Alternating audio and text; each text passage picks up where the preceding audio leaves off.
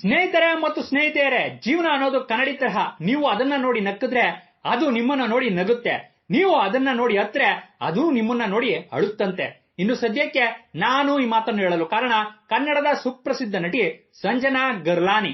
ಈ ಸಂಜನಾ ಗರ್ಲಾನಿ ಅದ್ಯಾವಾಗ ಗಂಡ ಹೆಂಡತಿ ಸಿನಿಮಾ ಮೂಲಕ ಚಿತ್ರರಂಗಕ್ಕೆ ಎಂಟ್ರಿ ಕೊಟ್ಲೋ ಆಗಿನಿಂದ ಇವಳು ಮಾಡಿಕೊಂಡಿರುವ ವಿವಾದ ಒಂದೆರಡಲ್ಲ. ಪ್ರತಿಯೊಬ್ಬರ ಜೊತೆನೂ ಜಗಳ, ಪ್ರತಿಯೊಂದು ಸಿನಿಮಾದಲ್ಲೂ ವಿವಾದ. ಇವಳಿಗೆ ಗಂಡ ಹೆಂಡತಿ ಸಿನಿಮಾದಲ್ಲಿ ಅವಕಾಶ ಕೊಟ್ಟು ಹೀರೋಯಿನ್ ಆಗಿ ಮಾಡಿದ ನಿರ್ದೇಶಕ ರವಿ ಶ್ರೀವತ್ಸನ ಮೇಲೆ ಆ ಸಿನಿಮಾ ಶೂಟಿಂಗ್ ಟೈಮ್ ಅಲ್ಲಿ ನನ್ನ ಜೊತೆ ಅಸಭ್ಯವಾಗಿ ನಡೆದುಕೊಂಡಿದ್ದ ಅಂತ ಕಂಪ್ಲೇಂಟ್ ಕೊಟ್ಟಿದ್ಲು. ಲೆಕ್ಕವಿಲ್ಲದಷ್ಟು ಸಂಬಂಧಗಳನ್ನ ಇಟ್ಕೊಂಡಿದ್ಲು, ಸಾಲದು ಅಂತ ಮಾದಕ ಪದಾರ್ಥಗಳನ್ನ ತೆಗೆದುಕೊಂಡು ಜೈಲ್ಗೂ ಹೋಗಿದ್ಲು. ಆದ್ರೆ ಇತ್ತೀಚಿನ ಕೆಲವು ದಿನಗಳಿಂದ ಸುಮ್ಮನಿದ್ದ ಸಂಜನಾ ಇದ್ದಕ್ಕಿದ್ದ ಹಾಗೆ ತೆಲುಗಿನ ಬಿಗ್ ಬಾಸ್ ಶೋಗೆ ಎಂಟ್ರಿ ಕೊಟ್ಟು ಅಲ್ಲಿ ಸಖತ್ತಾಗಿ ಆಟ ಆಡುತ್ತಾ ಜನರೆಲ್ಲ ಬಾಯಿ ಮೇಲೆ ಬೆರಳು ಇಟ್ಟುಕೊಳ್ಳುವಂತೆ ಮಾಡಿದ್ದಾಳೆ. ಇವತ್ತಿನ ಈ ವಿಡಿಯೋದಲ್ಲಿ ಸಂಜನಾಗೆ ಹಿಂಸೆ ಕೊಟ್ಟು ಆಕೆ ಜೊತೆ ಅಸಭ್ಯವಾಗಿ ನಡೆದುಕೊಂಡ ನಿರ್ದೇಶಕ ಯಾರು, ಕ್ರಿಕೆಟ್ ಆಟಗಾರ ಶ್ರೀಶಾಂತ್ ಮತ್ತು ಸಂಜನಾ ನಡುವಿನ ಸಂಬಂಧ ಮುರಿದು ಬಿಡಲು ಕಾರಣವೇನು, ಸಂಜನಾ ಜೀವನ ಹಾಳಾಗಿ ಎಲ್ಲರಿಂದ ಬಾಯಿಗೆ ಬಂದಂತೆ ಬಯಸಿಕೊಳ್ಳಲು ನಟಿ ರಕ್ಷಿತಾನೇ ಕಾರಣನಾ, ನಟಿ ರಾಗಿಣಿ ಸವಾಸ ಮಾಡಿ ಸಂಜನಾ ಜೈಲ್ಗೆ ಹೋದ್ಲಾ, ಸಂಜನಾ ಮುಸ್ಲಿಂ ಧರ್ಮಕ್ಕೆ ಕನ್ವರ್ಟ್ ಆಗಿ ಹಿಂದೂ ಧರ್ಮದಿಂದ ದೂರ ಆಗಿದ್ದು ಯಾರಿಂದ ಎಂಬ ಎಲ್ಲ ಕುತೂಹಲದಾಯಕ ಆಸಕ್ತಿ ಭರಿತ ರಹಸ್ಯಕಾರಿ ಮಾಹಿತಿಗಳನ್ನ ಇವತ್ತಿನ ಈ ವಿಡಿಯೋದಲ್ಲಿ ನೋಡೋಣ. ಇವತ್ತಿನ ಈ ವಿಡಿಯೋನ ಆರಂಭಿಸುವ ಮುಂಚೆ ದಯವಿಟ್ಟು ಚಾನಲ್ ಅನ್ನ ಸಬ್ಸ್ಕ್ರೈಬ್ ಮಾಡ್ಕೊಳ್ಳಿ ಮತ್ತು ಪಕ್ಕದಲ್ಲಿ ಕಾಣುವಂತಹ ಬೆಲ್ ಬಟನ್ ಅಂದ್ರೆ ಗಂಟೆಯ ಚಿಹ್ನೆಯನ್ನ ಒತ್ತಿ. ಆಗ ನಿಮಗೆ ಎಲ್ಲಾ ವಿಡಿಯೋಗಳು ಸಿಗುತ್ತವೆ. ವಿಡಿಯೋನ ಲೈಕ್ ಮಾಡಿ. ಸಂಜನಾ ಗರ್ಲಾನಿ ಅಲಿಯಾಸ್ ಅರ್ಚನಾ ಮನೋಹರ್ ಗರ್ಲಾನಿ ಹುಟ್ಟಿದ್ದು 1989 ಇಸ್ವಿ ಅಕ್ಟೋಬರ್ 10ನೇ ತಾರೀಕು ಬೆಂಗಳೂರಿನ ಒಂದು ಸಿಂಧಿ ಮಿಡಲ್ ಕ್ಲಾಸ್ ಫ್ಯಾಮಿಲಿಯಲ್ಲಿ. ತಂದೆ ಮನೋಹರ್ ಗರ್ಲಾನಿ, ತಾಯಿ ರೇಷ್ಮಾ ಗರ್ಲಾನಿ. ಇನ್ನು ಈಕೆಗೆ ನಿಕ್ಕಿ ಗರ್ಲಾನಿ ಎಂಬ ತಂಗಿ ಕೂಡ ಇದ್ದಾಳೆ.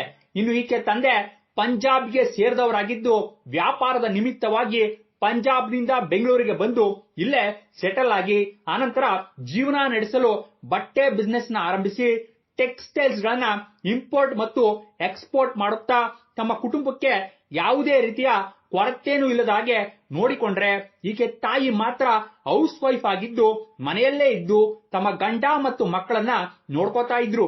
ಇನ್ನು ಸಂಜನಾ ತನ್ನ ಶಾಲಾ ವಿದ್ಯಾಭ್ಯಾಸವನ್ನ ಬೆಂಗಳೂರಿನ ಪ್ರಖ್ಯಾತ ಸೆಂಟ್ ಮೇರಿಸ್ ಹೈಸ್ಕೂಲ್ ನಲ್ಲಿ ಓದಿದ್ಲು. ಓದಿನಲ್ಲಿ ಚುರುಕಾಗಿದ್ದ ಸಂಜನಾ ತನ್ನ ಹೆಚ್ಚಿನ ವಿದ್ಯಾಭ್ಯಾಸವನ್ನ ಲಂಡನ್ ನಲ್ಲಿ ಕಂಪ್ಲೀಟ್ ಮಾಡಿದ್ಲು. ಆದ್ರೆ ಅಲ್ಲಿ ಸಂಜನಾ ಓದುತ್ತಿರಬೇಕಾದ್ರೆ ಈಕೆ ಸ್ಟೈಲ್ ಮತ್ತು ಅಂದ ಚಂದ ಸೌಂದರ್ಯನ ನೋಡಿ ಈಕೆಯ ಕ್ಲಾಸ್ಮೇಟ್ಸ್ ಎಲ್ಲ ಮಾಡ್ಲಿಂಗ್ ಗೆ ಎಂಟ್ರಿ ಕೊಡು, ನೋಡೋಕೆ ಒಳ್ಳೆ ರವೀನಾ ಟಂಡನ್ ಇದ್ದಾಗೆ ಇದ್ಯಾ ಅಂತ ಹೇಳಿದ್ರಿಂದ ಸಂಜನಾಗೆ ಕೂಡ ಮಾಡ್ಲಿಂಗ್ ಮೇಲೆ ಇಂಟ್ರೆಸ್ಟ್ ಅನ್ನೋದು ಬಂದು ಇದೇ ವಿಷಯದ ಬಗ್ಗೆ ತನ್ನ ತಂದೆ ತಾಯಿ ಬಳಿ ಮಾತನಾಡಿದಾಗ ಅವರು ಕೂಡ ಈಕೆ ಆಸೆಗೆ ಬೆಂಬಲವಾಗಿ ನಿಂತ್ಕೊಂಡ್ರು. ಇದರಿಂದ ಸಂಜನಾ ಜಾನ್ ಅಬ್ರಾಹಿಂ ಜೊತೆ ಸೇರಿ ಫಾಸ್ಟ್ ಟ್ರ್ಯಾಕ್ ಐವೇರ್ ಅಡ್ವರ್ಟೈಸ್ ನಲ್ಲಿ ನಟಿಸಿ ಒಳ್ಳೆ ಹೆಸರನ್ನ ಪಡೆದುಕೊಂಡ್ಲು. ಆನಂತರ ನೀರೂಸ್, LMT automation, grow air grow skin, Pond's powder, fair and lovely ಅಂತ 60ಕ್ಕಿಂತ ಅತಿ ಹೆಚ್ಚಿನ ಆಡ್ಸ್ ಗಳಲ್ಲಿ ನಟಿಸುತ್ತಾ ಬ್ಯುಸಿ ಆದ್ಲು. ಇನ್ನು ಈ ರೀತಿ ನಂತರ ಮಾಡ್ಲಿಂಗ್ ನಿಂದ ಬಂದ ಹೆಸರನ್ನೇ ಉಪಯೋಗಿಸಿಕೊಂಡು ಸಿನಿಮಾಗಳಲ್ಲಿ ಕೂಡ ಟ್ರೈ ಮಾಡಿದಾಗ ಈಕೆಗೆ ಸಿನಿಮಾಗಳಲ್ಲಿ ಈಸಿಯಾಗಿ ಚಾನ್ಸ್ ಸಿಕ್ಕಿತ್ತು. ಮೊದಲಿಗೆ ತೆಲುಗಿನಲ್ಲಿ ನಟ ತರುಣ್ ಹೀರೋ ಆಗಿ ನಟಿಸಿದ್ದ ಸೋಗಾಡು ಎಂಬ ಸಿನಿಮಾದಲ್ಲಿ ಒಂದು ಸಣ್ಣ ಪಾತ್ರದಲ್ಲಿ ನಟಿಸುವ ಅವಕಾಶ ಸಂಜನಾಗೆ ಸಿಕ್ಕಿತ್ತು. ನಂತರ ಅದರಿಂದೇನೆ ಕ್ರೇಜಿ ಸ್ಟಾರ್ ವಿ ರವಿಚಂದ್ರನ್ ಅಭಿನಯದ ಪಾಂಡುರಂಗ ವಿಠಲ ಎಂಬ ಸಿನಿಮಾದಲ್ಲೂ ಸಂಜನಾಗಿ ನಟಿಸುವ ಅವಕಾಶ ಸಿಕ್ಕಿತ್ತು. ಆದ್ರೆ ಈ ಎರಡೂ ಸಿನಿಮಾಗಳಿಂದ ಅಂದುಕೊಂಡಷ್ಟರ ಮಟ್ಟಿಗೆ ಹೆಸರೇ ಆಗ್ಲಿ ಹಣನೇ ಆಗ್ಲಿ ಇವಳಿಗೆ ಬರ್ಲಿಲ್ಲ. ಇದರಿಂದ ಹೊಡೆದ್ರೆ ಆನೇನೆ ಹೊಡಿಬೇಕು ಅಂತ ಒಂದೇ ಸಾರಿ ಹೀರೋಯಿನ್ ಪಾತ್ರಗಳಿಗೆ ಟ್ರೈ ಮಾಡಿದಾಗ ಆಗ ತಾನೇ ಡೆಡ್ಲಿ ಸೋಮದಂತ ಸೂಪರ್ ಹಿಟ್ ಸಿನಿಮಾನ ನಿರ್ದೇಶನ ಮಾಡಿದ ರವಿ ಶ್ರೀವತ್ಸ ನಟಿ ರಕ್ಷಿತಾನ ಹಾಕಿಕೊಂಡು ಮರ್ಡರ್ ಸಿನಿಮಾದ ರೀಮೇಕ್ ನ ಕನ್ನಡದಲ್ಲಿ ಮಾಡಬೇಕು ಅಂತ ಸಿನಿಮಾನ ಆರಂಭಿಸಿದಾಗ ರಕ್ಷಿತಾ ನನ್ನ ಜೊತೆ ಹೀರೋ ಪಾತ್ರದಲ್ಲಿ ದರ್ಶನ್ ಮತ್ತು ಸುದೀಪ್ ಇಬ್ರು ಆಕ್ಟ್ ಮಾಡಿದ್ರೆ ಮಾತ್ರ ನಾನು ಈ ಸಿನಿಮಾದಲ್ಲಿ ಆಕ್ಟ್ ಮಾಡ್ತೀನಿ ಅಂತ ರವಿ ಶ್ರೀವತ್ಸನ್ಗೆ ಕಂಡೀಷನ್ ಹಾಕಿದಾಗ ರವಿ ಶ್ರೀವತ್ಸ ಇದೇ ವಿಷಯನ ಸುದೀಪ್ ಮತ್ತು ದರ್ಶನ್ ಬಳಿ ಹೇಳಿದಾಗ ಅವರು ಇದಕ್ಕೆ ಒಪ್ಲಿಲ್ಲ. ಇದರಿಂದ ರಕ್ಷಿತಾ ಹಾಗಾದ್ರೆ ನಾನು ಈ ಸಿನಿಮಾದಲ್ಲಿ ಆಕ್ಟ್ ಮಾಡಲ್ಲ ಅಂತ ಹೇಳಿದ್ದರಿಂದ ರವಿ ಶ್ರೀವತ್ಸನ್ಗೆ ಬೇಜಾರಾಗಿ ಹೊಸಬರನ್ನೇ ಇಟ್ಟುಕೊಂಡು ಈ ಸಿನಿಮಾನ ಹಿಟ್ ಮಾಡ್ತೀನಿ ಅಂತ ಹೊಸ ಹೀರೋಯಿನ್ ಗಾಗಿ ಹುಡುಕ್ತಿರುವಾಗ ಸಂಜನಾ ಗರ್ಲಾನಿ ರವಿ ಶ್ರೀವತ್ಸನ ಕಣ್ಣಿಗೆ ಬಿದ್ಲು. ಆಗ ರವಿ ಶ್ರೀವತ್ಸ ಈ ಸಿನಿಮಾದಲ್ಲಿ ಸಿಕ್ಕಾಪಟ್ಟೆ ಆಟ ದೃಶ್ಯಗಳಿವೆ, ತುಟಿಗೆ ತುಟಿ ಒತ್ತಿ ಮುತ್ತು ಕೊಡುವ ಸೀನ್ಗಳಿವೆ ಅಂದಾಗ ಸಂಜನಾ ನಾನು ಅದಕ್ಕೆಲ್ಲ ರೆಡಿ, ನಾನು ಫುಲ್ ಮಾಡ್ರನ್ ಅಂತೇಳಿ ಗಂಡ ಹೆಂಡತಿ ಸಿನಿಮಾದಲ್ಲಿ ಆಕ್ಟ್ ಮಾಡಿದ್ಲು. ಆದ್ರೆ ಯಾವಾಗ ಈ ಸಿನಿಮಾ ರಿಲೀಸ್ ಆಗಿ ಪತ್ರಿಕೆಯವರೆಲ್ಲ ಬಾಯಿಗೆ ಬಂದಾಗಿ ಸಿನಿಮಾ ಬಗ್ಗೆ ಉಗಿದು ಒಳ್ಳೆ ಬಿ ಗ್ರೇಡ್ ಸಿನಿಮಾ ತರಹ ಇದೆ ಅಂತ ಬೈದಿದ್ರು, ತಕ್ಷಣ ಸಂಜನಾ ಉಲ್ಟಾ ಹೊಡೆದು ಡೈರೆಕ್ಟರ್ ನನಗೆ ಹೇಳಿದ್ದೇ ಬೇರೆ, ಅಲ್ಲಿ ತೋರಿಸಿರೋದೇ ಬೇರೆ ಅಂತೇಳಿ ಸಿನಿಮಾಗೆ ಸಂಬಂಧಪಟ್ಟ ಯಾವ ಫಂಕ್ಷನ್ಗೂ ಬರ್ಲಿಲ್ಲ. ಆದ್ರೆ ಏನಾಯ್ತು, ಸಂಜನಾ ಹಾಟ್ ಆಗಿ ನಡೆಸಿ ಪಡ್ಡೆ ಹುಡುಗರ ಮನಸ್ಸನ್ನ ಗೆದ್ದಿದ್ಲು.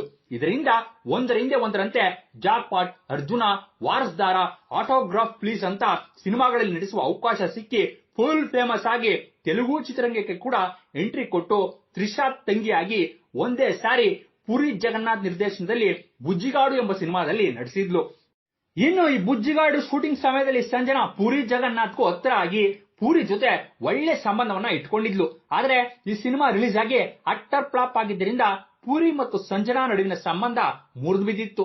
ಆದ್ರೆ ಪ್ರಭಾಸ್ ಜೊತೆ ಆಕ್ಟ್ ಮಾಡಿದ್ರಿಂದ ಸಂಜನಾಗೆ ಅದೃಷ್ಟ ಕುಲಾಯಿಸಿತ್ತು. ಇದರಿಂದ ಸತ್ಯಮೇವ ಜಯತೆ, ಪೊಲೀಸ್ ಪೊಲೀಸ್, ದುಶ್ಯಾಸನ, ಮುಗ್ಗುರು ಅಂತ ಬ್ಯಾಕ್ ಟು ಬ್ಯಾಕ್ ತೆಲುಗು ಸಿನಿಮಾಗಳಲ್ಲಿ ನಟಿಸುವ ಅವಕಾಶ ಸಿಕ್ಕಿತ್ತು. ಆದ್ರೆ ಇವಳು ನಟಿಸಿದ ಎಲ್ಲಾ ಸಿನಿಮಾಗಳು ದಾರುಣವಾಗಿ ಸೋತು ಹೋಗಿದ್ದರಿಂದ ಸಂಜನಾಗೆ ಮತ್ತೆ ತೆಲುಗಿನಲ್ಲಿ ಒಳ್ಳೆ ಅವಕಾಶ ಸಿಕ್ಲಿಲ್ಲ. ಇದರಿಂದ ಈಕೆ ಮಲಯಾಳಂ ಚಿತ್ರರಂಗಕ್ಕೆ ಎಂಟ್ರಿ ಕೊಟ್ಟು Casanova, the king and the commissioner ಎಂಬ ಸಿನಿಮಾಗಳಲ್ಲಿ ನಟಿಸಿದಾಗ ಆ ಸಿನಿಮಾಗಳು ಫ್ಲಾಪ್ ಆಗಿದ್ದರಿಂದ ಹಳೆ ಗಂಡನ ಪಾದವೇ ಗತಿ ಅಂತ ಕನ್ನಡ ಚಿತ್ರರಂಗಕ್ಕೆ ಮತ್ತೆ ರೀ ಎಂಟ್ರಿ ಕೊಟ್ಟು ನರಸಿಂಹ, ಕೋಕೋ, ಸಾಗರ್ ಅಂತ ಸಿನಿಮಾಗಳಲ್ಲಿ ಆಕ್ಟ್ ಮಾಡಿದ್ಲು. ಇನ್ನು ಇದೇ ಸಮಯದಲ್ಲಿ ಸಂಜನಾ ತಾನು ಈ ರೀತಿ ಹಾಳಾಗಿದ್ದು ಸಾಲದು ಅಂತ ತನ್ನ ತಂಗಿ ನಿಕ್ಕಿ ಗರ್ಲಾನಿನ್ನು ಸಿನಿಮಾ ಇಂಡಸ್ಟ್ರಿಗೆ ಕರೆದುಕೊಂಡು ಬಂದು 1983 ಎನ್ನುವ ಮಲಯಾಳಂ ಸಿನಿಮಾ ಮೂಲಕ ಅವಳನ್ನ ಪರಿಚಯಿಸಿದಾಗ ಆ ಸಿನಿಮಾ ಬ್ಲಾಕ್ ಬಸ್ಟರ್ ಹಿಟ್ ಆಗಿದ್ದರಿಂದ ನಿಕ್ಕಿಗೆ ಒಂದರ ಹಿಂದೆ ಒಂದರಂತೆ ಸಿನಿಮಾಗಳಲ್ಲಿ ನಟಿಸುವ ಅವಕಾಶ ಸಿಕ್ಕಿ ಆಕೆ ಸ್ಟಾರ್ ಹೀರೋಯಿನ್ ಆದ್ಲು. ಆದ್ರೆ ಒಂದ್ ಕಡೆ ಈ ರೀತಿ ತಂಗಿ ಬ್ಯುಸಿ ಆಗ್ತಾ ಇದ್ರೆ ಸಂಜನಾಗೆ ಮಾತ್ರ ಸಿಗುತ್ತಿದ್ದ ಸಿನಿಮಾ ಅವಕಾಶಗಳು ನಿಂತು ಹೋಗಿ ಮನೆಯಲ್ಲೇ ಕುಳಿತುಕೊಳ್ಳುವ ಪರಿಸ್ಥಿತಿ ಎದುರಾಯ್ತು. ಇದರಿಂದ ಸಂಜನಾ ಹೇಗಾದ್ರೂ ಫೇಮಸ್ ಆಗ್ಲೇಬೇಕು ಅಂತ ಹೇಳಿ ಆ ಸಮಯದಲ್ಲಿ IPL ಮ್ಯಾಚ್ ಗಳಿಗೆ ಒಳ್ಳೆ ಕ್ರೇಜ್ ಇದ್ದು ಜನ ಎಲ್ಲ ಬಹಳ ಇಂಟ್ರೆಸ್ಟ್ ಆಗಿ IPL ನ ನೋಡ್ತಾ ಇದ್ರು. ಇದರಿಂದ ಸಂಜನಾ ಆಗಿನ ಫಾಸ್ಟ್ ಬೌಲರ್ ಶ್ರೀಶಾಂತ್ ನ ಲವ್ ಮಾಡಿ ಆತನ ಜೊತೆ ಪಬ್ ಪಾರ್ಟಿ ಅಂತ ಡೇಟ್ ಮಾಡುತ್ತಾ ಒಂದಷ್ಟು ದಿನ ಮಜಾ ಮಾಡಿದ್ಲು. ಆದ್ರೆ ಯಾವಾಗ ಇವಳ ದುರದೃಷ್ಟಕ್ಕೆ ಈ ಶ್ರೀಶಾಂತ IPL ಫಿಕ್ಸಿಂಗ್ ನಲ್ಲಿ ಭಾಗಿಯಾಗಿದ್ದಾನೆ ಅಂತ ಮ್ಯಾಚ್ ಇಂದ ಬ್ಯಾನ್ ಮಾಡಿದ್ರು, ಮತ್ತೆ ಸಂಜನಾಗೆ ಕೆಲಸನೇ ಇಲ್ಲದ ಹಾಗೆ ಆಯ್ತು. ಇದರಿಂದ 2013ರಲ್ಲಿ ಆರಂಭವಾದ ಬಿಗ್ ಬಾಸ್ ಸೀಸನ್ 1ಗೆ ಎಂಟ್ರಿ ಕೊಟ್ಟು ಅಲ್ಲಿ ನಾನೇ ಟ್ರೋಫಿ ಗೆಲ್ಲೋದು ಅಂತ ಫುಲ್ ಆತ್ಮವಿಶ್ವಾಸದಲ್ಲಿದ್ರೆ ಬಿಗ್ ಬಾಸ್ ನವರು ಮಾತ್ರ ಇವಳನ್ನ 2ನೇ ವಾರನೇ ಎಲಿಮಿನೇಟ್ ಮಾಡಿ ಬೇಜವಾಬ್ದಾರಿಯಿಂದ ಆಟ ಆಡಿದ್ರೆ ಮನೆಗೆ ಹೋಗ್ಬೇಕಾಗುತ್ತೆ ಅಂತ ತೋರಿಸಿದ್ರು. ಇದರಿಂದ ಇವಳಿಗೆ ಅವಮಾನ ಆಗಿ ಬಿಗ್ ಬಾಸ್ ಶೋ ನನ್ನಂತವ್ರಿಗಲ್ಲ ಅಂತ ಬೈದಿದ್ಲು. ಆದ್ರೆ ಈ ಶೋನಿಂದ ಸಂಜನಾಗೆ ಒಳ್ಳೆ ಪಬ್ಲಿಸಿಟಿ ಅಂತೂ ಸಿಕ್ಕಿತ್ತು. ಇದನ್ನೇ ಉಪಯೋಗಿಸಿಕೊಂಡು Sanjana rebel, Ramlila, ring road, Sardar Gabbar Singh ಅಂತ ಒಂದರಿಂದ ಒಂದರಂತೆ ಅನೇಕ ಸಿನಿಮಾಗಳಲ್ಲಿ ನಟಿಸಿದ್ಲು. ಇನ್ನು ಇದೇ ಸಮಯದಲ್ಲಿ ಸಂಜನಾಗೆ ಜಗ್ಗೇಶ್ ಜೊತೆ ಅಗ್ರಜ ಎಂಬ ಸಿನಿಮಾದಲ್ಲಿ ನಟಿಸುವ ಅವಕಾಶ ಸಿಕ್ಕಿ ಆ ಸಿನಿಮಾ ರಿಲೀಸ್ ಟೈಮಲ್ಲಿ ನಾನು ಸ್ನಾನ ಮಾಡುತ್ತಿರುವ ದೃಶ್ಯನ ಈ ಸಿನಿಮಾದಲ್ಲಿ ನನಗೇ ಗೊತ್ತಿಲ್ಲದೆ ಶೂಟ್ ಮಾಡಿದ್ದಾರೆ ಅಂತ ರಂಪ ಮಾಡಿ ಸಿನಿಮಾ 1 ವಾರ ತಡವಾಗಿ ರಿಲೀಸ್ ಆಗುವಂತೆ ಮಾಡಿದ್ಲು. ಇನ್ನು ಇದು ಸಾಲದು ಅಂತ ದಂಡುಪಾಳ್ಯ 2 ಸಿನಿಮಾದಲ್ಲಿ ಇದೇ ರೀತಿ ನನ್ನ ಅನುಮತಿ ಇಲ್ಲದೆ ನನ್ನ ಹಸಿ ಬಿಸಿ ದೃಶ್ಯನ ಶೂಟ್ ಮಾಡಿದ್ದಾರೆ ಅಂತ ಗಲಾಟೆ ಮಾಡಿದ್ಲು. ಈ ಎಲ್ಲಾ ಕಾರಣಗಳಿಂದ ಸಂಜನಾ ಅಂದ್ರೆ ವಿವಾದ ಎಂಬಂತೆ ಆಗಿತ್ತು. ಇನ್ನು ಇದರಿಂದನೇ ಮೀಟು ಪ್ರಕರಣ ದೇಶವ್ಯಾಪ್ತಿ ಸದ್ದು ಮಾಡುತ್ತಿದ್ದಾಗ ಗಂಡ ಹೆಂಡತಿ ಸಿನಿಮಾ ನಿರ್ದೇಶಕ ರವಿ ಶ್ರೀವತ್ಸ ನನ್ನ ಜೊತೆ ಅಸಭ್ಯವಾಗಿ ನಡೆದುಕೊಂಡಿದ್ದ, ಆ ಸಿನಿಮಾ ಶೂಟಿಂಗ್ ಟೈಮಲ್ಲಿ ನಾನು ಕೂಡ ಮೀಟು ಬಾಧಿತೆ ಅಂತ ಕಂಪ್ಲೇಂಟ್ ಕೊಟ್ಟಿದ್ಲು. ಆಗ ರವಿ ಶ್ರೀವತ್ಸ ಇವಳನ್ನ ಬಾಯಿಗೆ ಬಂದ ಹಾಗೆ ಬೈದು ಇವಳ ವಿರುದ್ಧ ಕಂಪ್ಲೇಂಟ್ ಕೊಡಲು ಮುಂದಾದಾಗ ಡೈರೆಕ್ಟರ್ಗಳು, ಪ್ರೊಡ್ಯೂಸರ್ಗಳೆಲ್ಲ ಸಂಜನಾನ ಕರೆದು ಬುದ್ಧಿ ಹೇಳಿದ್ರು. ಈ ರೀತಿ ಒಂದರಿಂದ ಒಂದರಂತೆ ಬರೀ ವಿವಾದಗಳನ್ನೇ ಮಾಡಿಕೊಳ್ಳುತ್ತಿದ್ದ ಸಂಜನಾ ಹೇಗೋ ಬಚಾವಾಗ್ತಿದ್ಲು. ಆದ್ರೆ ಯಾವಾಗ ಸ್ಯಾಂಡಲ್ವುಡ್ ನ ಕೆಲವು ನಟಿಯರು ಮಾದಕ ಪದಾರ್ಥಗಳನ್ನ ತೆಗೆದುಕೊಳ್ತಿದ್ದಾರೆ ಅಂತ ಅರೆಸ್ಟ್ ಆದ್ರೋ ಆಗ ಸಿಸಿಬಿ ಅವರು ಪೂರ್ತಿ ಪ್ರಕರಣನ ಇನ್ವೆಸ್ಟಿಗೇಷನ್ ಮಾಡಿದಾಗ ಡ್ರಗ್ಸ್ ತೆಗೆದುಕೊಳ್ಳುತ್ತಿದ್ದವರಲ್ಲಿ ಸಂಜನಾ ಹೆಸರು ಕೂಡ ಕೇಳಿ ಬಂದು ಅವಳನ್ನ ಅರೆಸ್ಟ್ ಮಾಡಿದ್ರು. ಆಗ ಸಂಜನಾ ನನ್ನ ತಂಟೆಗೆ ಬಂದ್ರೆ ಎಲ್ಲಾ ದೊಡ್ಡ ದೊಡ್ಡವರ ಹೆಸರನ್ನ ಹೇಳ್ಬೇಕಾಗುತ್ತೆ ಅಂತ ಕೂಗಾಡಿ ನಟಿ ರಾಗಿಣಿನೇ ನನಗೆ ಮಾದಕ ಪದಾರ್ಥಗಳನ್ನ ಅಭ್ಯಾಸ ಮಾಡಿಸಿದ್ದು ಅಂತೇಳಿ ಅವಳನ್ನ ಅರೆಸ್ಟ್ ಆಗುವಂತೆ ಮಾಡಿದ್ಲು.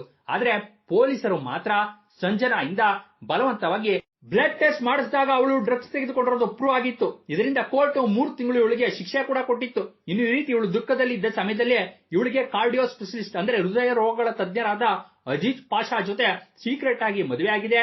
ಇವಳು ಮುಸ್ಲಿಂ ಆಗಿದ್ದಾಳೆ ಎಂಬ ವಿಷಯ ಆಚೆ ಬಂದು ಎಲ್ಲರೂ ಒಂದೇ ಸಾರಿ ಶಾಕ್ಗೆ ಗುರಿಯಾಗಿ ಇವಳನ್ನ ಒತ್ತಾಯ ಪೂರ್ವಕವಾಗಿ ಈ ರೀತಿ ಕನ್ವರ್ಟ್ ಮಾಡಿದ್ದಾರೆ ಅಂತ ದೊಡ್ಡ ಸುದ್ದಿನೇ ಆಗಿತ್ತು. ಆದ್ರೆ ಆಗ ಸಂಜನಾ, ಇಲ್ಲ ಇದೆಲ್ಲ ಸುಳ್ಳು, ನಾನೇ ಇಷ್ಟಪಟ್ಟು ಅವನನ್ನ ಮದುವೆ ಆದೆ, ನಮ್ಮಿಬ್ಬರ ಮಧ್ಯ ಮೊದಲಿನಿಂದಲೂ ಪ್ರೀತಿ ಇತ್ತು ಅಂತ ಹೇಳಿಕೆ ಕೊಟ್ಟಿದ್ಲು. ಇನ್ನು ಇದೇ ಸಮಯದಲ್ಲಿ ಇವಳಿಗೆ ಕೋರ್ಟ್ ಇಂದ ಬೇಲ್ ಸಿಕ್ಕಿ ಜೈಲಿಂದ ಆಚೆ ಬಂದು ಗ್ರ್ಯಾಂಡ್ ಆಗಿ ಅಜಿತ್ ಪಾಷಾನ ಮದುವೆ ಆಗಿದ್ಲು. ಆದ್ರೆ ಮಗಳು ಈ ರೀತಿ ಮುಸ್ಲಿಂನ ಮದುವೆ ಆಗೋದು ಸಂಜನಾ ತಂದೆ ತಾಯಿಗೆ ಒಂದು ಚೂರು ಇಷ್ಟ ಇರಲಿಲ್ಲ. ಆದ್ರೆ ಸಂಜನಾ ತನ್ನ ಅಡಾನೆ ಬಿಡದೆ ಪಾಷನ್ನೇ ಮದುವೆ ಆಗಿ ತನ್ನ ಹೆಸರನ್ನ ಮಹಿರಾ ಅಂತ ಬದಲಾಯಿಸಿಕೊಂಡು 2023ರಲ್ಲಿ ಅಲ್ಲಾರಿಕ್ ಪಾಷಾ ಎಂಬ ಗಂಡು ಮಗುವಿಗೆ ಜನ್ಮ ಕೊಟ್ಟಿದ್ಲು. ಇನ್ನು ಇದಾದ ನಂತರ 2025ರಲ್ಲಿ ಒಂದು ಹೆಣ್ಣು ಮಗುವಿಗೆ ಕೂಡ ಜನ್ಮ ಕೊಟ್ಟು ಚಿತ್ರರಂಗದಿಂದ ಸಂಪೂರ್ಣ ದೂರಾಗಿ ಒಂದು ಯೂಟ್ಯೂಬ್ ಚಾನೆಲ್ ನ ಶುರು ಮಾಡಿ ಅದರಲ್ಲಿ ತನ್ನ ಕುಟುಂಬಕ್ಕೆ ಸಂಬಂಧಪಟ್ಟ ವಿಡಿಯೋಗಳನ್ನ ಮಾಡುತ್ತಾ ಆರಾಮವಾಗಿ ಇದ್ಲು. ಆದ್ರೆ ಎಷ್ಟೇ ಈ ರೀತಿ ತನ್ನ ಪಾಡಿಗೆ ತಾನು ಜೀವನ ಮಾಡ್ತಾ ಇದ್ರು, ಈಕೆ ಒಂದು ಕಾಲದಲ್ಲಿ ಮಾದಕ ಪದಾರ್ಥಗಳ ವ್ಯಸನಿ ಎಂಬ ಕೆಟ್ಟ ಹೆಸರು ಮಾತ್ರ ಹೋಗದೇ ಇದ್ದುದರಿಂದ ಹೇಗಾದ್ರೂ ಇದರಿಂದ ಆಚೆ ಬರಲೇಬೇಕು ಅಂತ ಅದೇ ಸಮಯದಲ್ಲಿ ಆರಂಭವಾದ ತೆಲುಗು ಬಿಗ್ ಬಾಸ್ ಶೋಗೆ ಎಂಟ್ರಿ ಕೊಟ್ಟು ಒಂದೇ ದಿನಕ್ಕೆ 60,000 ರೂಪಾಯಿ ಸಂಭಾವನೆಯನ್ನು ತೆಗೆದುಕೊಳ್ಳುತ್ತಾ ಈ ಶೋಗೆ ಬಂದ ಮೊದಲನೇ ದಿನ ಎಂಟ್ರಿಯಲ್ಲೇ ಸ್ಟೇಜ್ ಮೇಲೇನೆ ನಿಂತು ಬಿಗ್ ಬಾಸ್ ಹೋಸ್ಟ್ ತೆಲುಗಿನ ಸೂಪರ್ ಸ್ಟಾರ್ ನಾಗಾರ್ಜುನ ಕೇಳಿದ ಪ್ರಶ್ನೆಗೆ ಸಂಜನಾ 2020ರಲ್ಲಿ ನನ್ನ ಮೇಲೆ ಬಂದಿದ್ದ ಮಾದಕ ವ್ಯಸನಗಳ ಆರೋಪ ಸುಳ್ಳು, ಆ ಪ್ರಕರಣದಲ್ಲಿ ನನ್ನ ಹೆಸರು ಹಾಳಾಯ್ತು, ಕೋರ್ಟ್ ನಾನು ನಿರಪರಾಧಿ ಅಂತ ಹೇಳಿದ್ರು, ಇನ್ನು ನನ್ನ ಜನ ಯಾರು ನಂಬ್ತಾ ಇಲ್ಲ, ಅದಕ್ಕೆ ನಾನು ಏನು ಅಂತ ಪ್ರೂವ್ ಮಾಡೋಕೆ ಬಂದಿದ್ದೀನಿ ಅಂತ ಹೇಳಿ ಎಲ್ಲರಿಂದ ಸಿಂಪತಿ ಗಿಟ್ಟಿಸಿಕೊಂಡು ಈಗ ಈ ಬಿಗ್ ಬಾಸ್ ಶೋ ನಲ್ಲಿ ಚೆನ್ನಾಗಿ ಆಟ ಆಡುತ್ತಾ ಎಲ್ಲರಿಂದ ಮೆಚ್ಚುಗೆ ಗಳಿಸ್ತಾ ಇದ್ದಾಳೆ. ಮುಂದೆ ಸಂಜನಾ ಈ ಶೋ ಗೆದ್ರು ಈ ರೀತಿನೇ ಆಶ್ಚರ್ಯ ಪಡಬೇಕಾಗಿಲ್ಲ.